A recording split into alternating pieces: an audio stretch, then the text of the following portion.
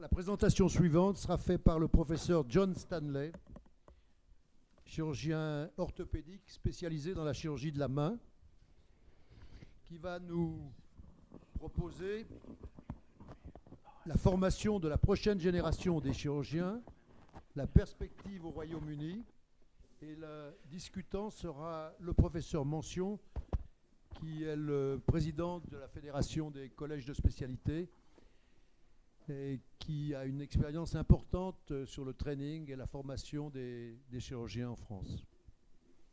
Vous avez la parole. Merci. There we go. We get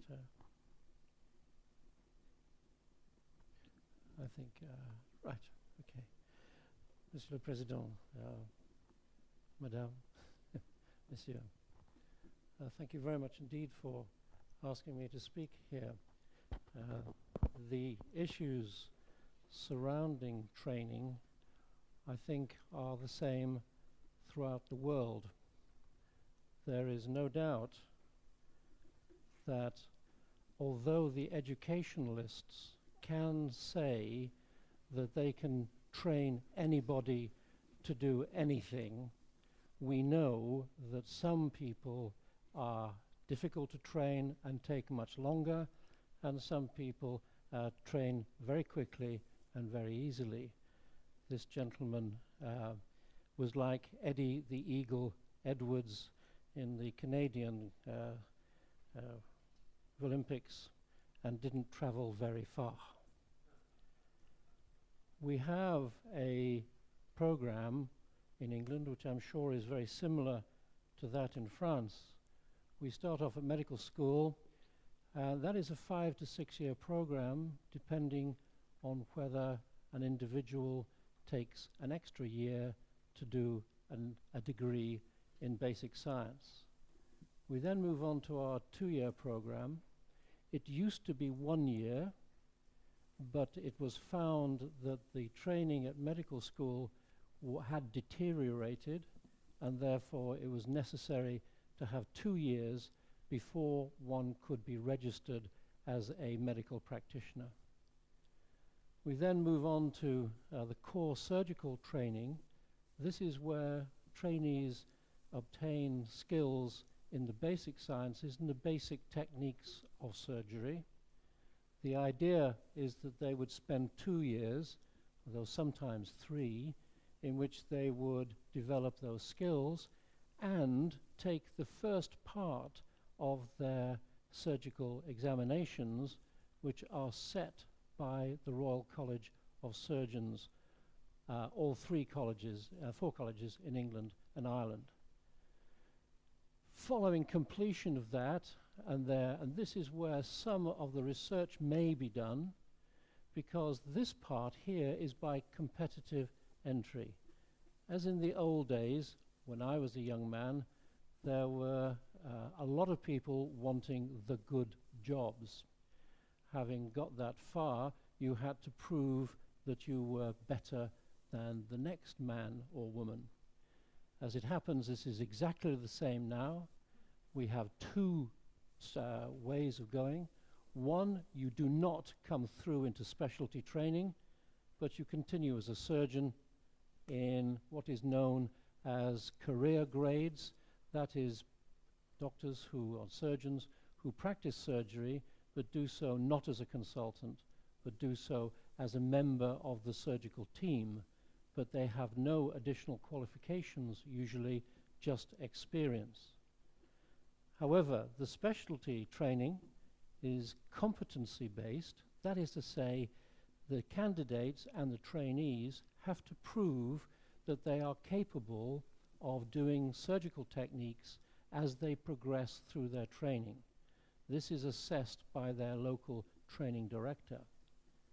And this here runs through now from the 3rd year, or 4th or 5th year, depending on the program, through to the time when they take their exit exam, which is usually after 6 years of specialty training. At that point, they become eligible to apply for consultant jobs. Well, the surgical training and the colleges have a very important part to play in the construction of training. The 3 UK colleges, England, Edinburgh and Glasgow, work together with, and the Irish College, work together with the 10 specialties. We now have 10 separate specialty associations which are recognized by the government and have their own curriculum. We produce the curriculum and the exit examination, which is run through the colleges. The General Medical Council, our great friend, is the regulator. This is the group that decides whether our curriculum is good or bad, asks for changes, and also rubber stamps our exit exam. Locally, the deaneries, there is a small administrative group with the schools of surgery, organize and deliver the actual training at the hospital level. All of this is coordinated through the Joint Committee on Surgical Training, which is a group of people who are appointed from each of the colleges. The Royal College of Edinburgh, the one in Glasgow, the English College and the Irish College all are represented in that group and provide the governance for the exam and the curriculum. It is an advisory body for all matters concerning surgical training. It is responsible with the GMC for approving the curriculum, the standards and quality of training. The 10 specialty advisory committees from each of the specialist groups comes and gives advice to the JCST. There are 5 training interface groups, and finally we have a computer-based system where the trainees can log on and register their competencies and check on their progress, including putting in their logbook, so that there is a constant review of their progress nationally. Well, what is the problems? One of our problems, and I don't know whether this occurs in France, but for example, in my specialty in orthopedics, people at year 5 or even year 4 of their 6-year training will decide to become hip surgeons or hand surgeons or spinal surgeons, and therefore the terminal part of their training is often constantly aimed towards improving the likelihood of them getting a job by improving their CV with regard to their specialist group. However, this is 4 to 5 years, sometimes 4 years, 5 years, before they will get a consultant post. What we don't have is sufficient flexibility to take a person who has developed as a hip surgeon, and not a revision hip surgeon, just a primary hip surgeon, and to take them back and say, we need hand surgeons, or a shoulder surgeon, or a knee surgeon, or a foot surgeon, because that is what the hospital practice needs, it is what the public need. So we are, in our training at the moment, tending towards specialists, when in effect we need generalists who, at the termination of their training, can take a fellowship and become changed from, let's say, a wrist surgeon to a shoulder surgeon, or a hand surgeon to a foot surgeon, and so on, over a 2-year period. So we really have to organize our training somehow to take account of service demands, which throughout the National Health Service, right, are set largely locally, not nationally. And we need people who have transferable skills. One of the big difficulties about training these days, and I look around the room and I see many people of my age or nearly who were trained in the day when you did everything. You were a generalist surgeon, and eventually your practice became what you wanted it to be. And it took time, and it took experience and judgment. Now that has been lost, and people are coming out as a revision hip surgeon. And so that is not necessarily a good idea when there are no jobs for revision hip surgeons. So, what is the delivery challenge? Well, we have heard from Professor Narula that a reduction in the working time through the European Working Directive is in fact having a serious effect upon the capacity of trainees to actually practice surgery. We all know that there is a difference between reading a book and doing it. And you can read as many books as you like, but the moment you pick up a knife, right, you are a surgeon, and you have to know what you are doing. And that only comes by mentorship, by apprenticeship, and by showing someone and doing it. There is no other way. Unfortunately, we have lost that part of it. And however good we are with our training programs, we are missing out on surgeons with experience. And that is something we're concerned about. We know that there are every hospital is trying to save money. It's the same, I'm sure, in France as it is in England. Everybody is losing money endlessly. And there are service pressures like completing treatment for patients in a specified time, which always puts additional stresses on a unit, particularly if the unit is doing emergency work, which of course is very variable. Any qualified provider, this is our private sector. This is what is, so we have issues about whether or not our trainees will have access to elective surgery within the private sector. And at the moment, although there are agreements with the private sector, this is very poor in terms of our trainees. Pardon me. We also now have our hospital managers who are saying, where are you on a Thursday? I'm sorry, training, teaching, no. You must do your clinic, right? And therefore there's considerable pressure on the trainees, on the trainers now, to find time to actually take time to train. Because we all know that if you take a trainee into theatre and you say, you will do this case and I will assist, it takes twice as long. Therefore, you get fewer cases, and the managers do not like that. We must redress that and make it absolutely clear that we must support the trainers so there's sufficient time. Courses are okay if they're fresh frozen cadavers, and if they are practical surgical courses, that's very good, but it does not teach you judgment, it teaches you skills. There are vast difference between a surgeon who can do the operation as well as anybody in the world, but he doesn't know when to do it properly.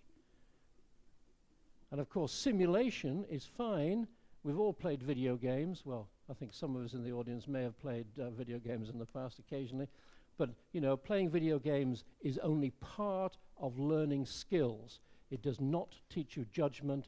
The only thing that teaches you judgment is practice. And maybe we can get the sumo wrestler on the skis and down the slope if we just give him practice. We know about the Reform Health Act. This is our government changing things. They did a huge amount of work on changing the health service, but they forgot about health training. And therefore, we're now having to reinvent all of this at this time. The 48 hours is service designs. This is trying to get support and supervision for trainees when they're out of hours, and pressure on senior surgeons mean that they have less time for training, as I've said. Here's the current business about training. This is reforms to the training service. Quite frankly, it is clearly a very, very large, extremely large government organization employing a very, very large number of people with no talent. They're called politicians and civil servants. They have no understanding of health or education, and this here is an oxymoron. The only people that have any vague idea of how to train people are these down here, and as you've noticed, they are bottom of the list. At the top of the list is the man who knows nothing. We still have to train surgeons, though. There's no argument about it. This is, I mean, I look around the room, many of you will become consumers of surgical care at one time if you haven't already been there, okay? And therefore we have a vested interest in making sure that the next generation of surgeons sitting here in the corner are good enough to treat us the way we want to be treated.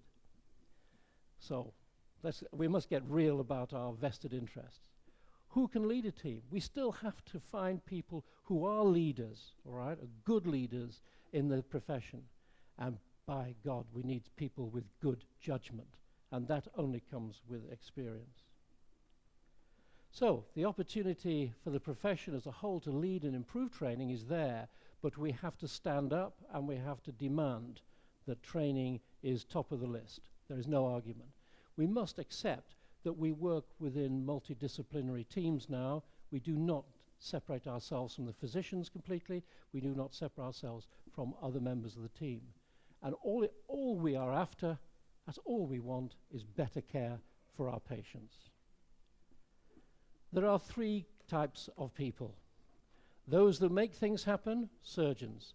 Those who watch things happen, physicians. I do apologize. And those who wonder what happened, the government. Thank you very much indeed.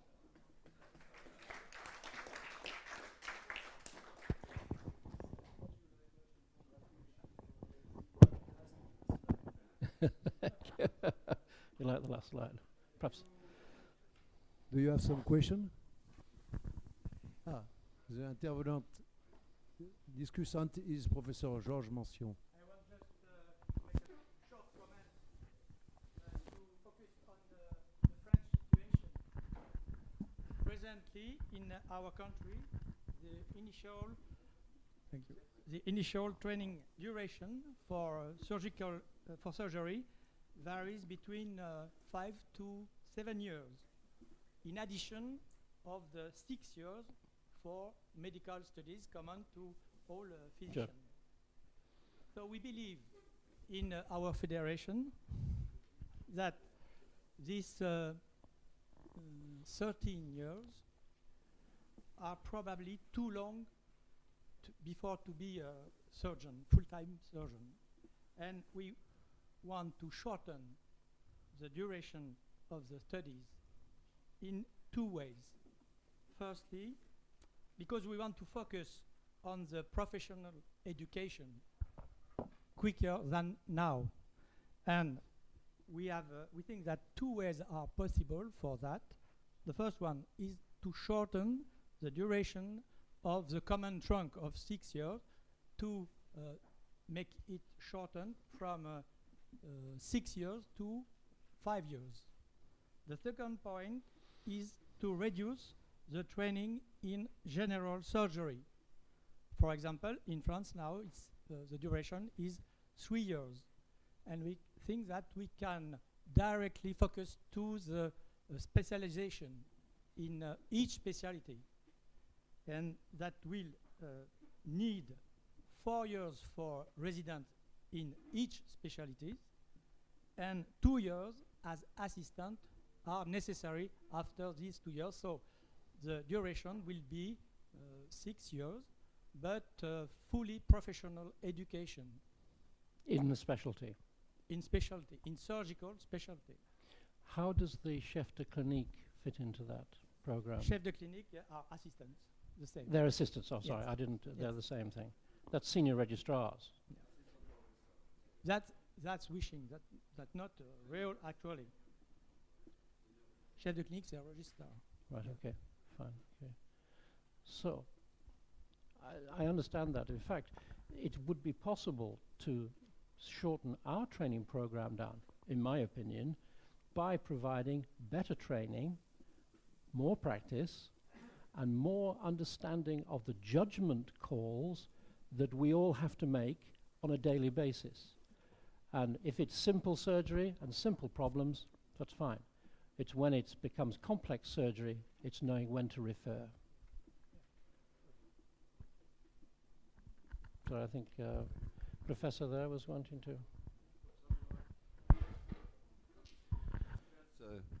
A comment, a short comment. We have to realize, the French surgeon, we are very weak compared to the Royal College of Surgeons, because we have different organization, not like yours. You have only one organization. And for example, there is a French Academy, there is a Federation of the College, and there is also the organization for the national meeting. And we should merge, more or less, if we want to have power. But we should also work with you, because we have exactly the same problem. And the only way to have some influence on our governments is to work together. I think it's very important, because we can give the example of what you are doing. That's the first comment. The second comment, the reason for which we are very weak, it is because we don't have organized postgraduate training. And it's a huge problem in surgery, because in surgery we have the initial training, but this initial training is continuing during all the life, and we need a postgraduate training. It is also another aim of what we are to do now, and maybe you can help us for that. Just in reply to your plea about having one organisation, I would just say that I would encourage you to try and do that. I should also add that although we are an embracing college, we are, it's not an easy matter of keeping everybody together.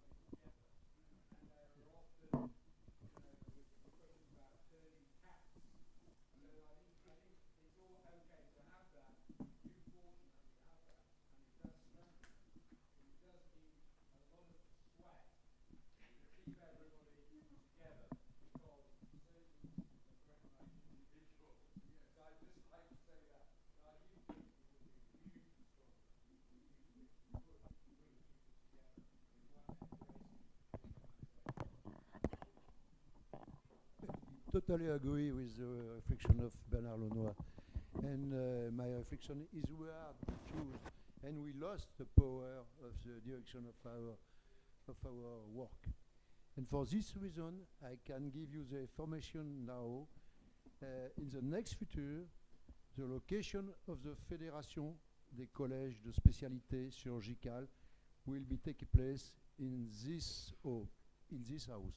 If we succeed in this project, it will be a very good thing, I hope.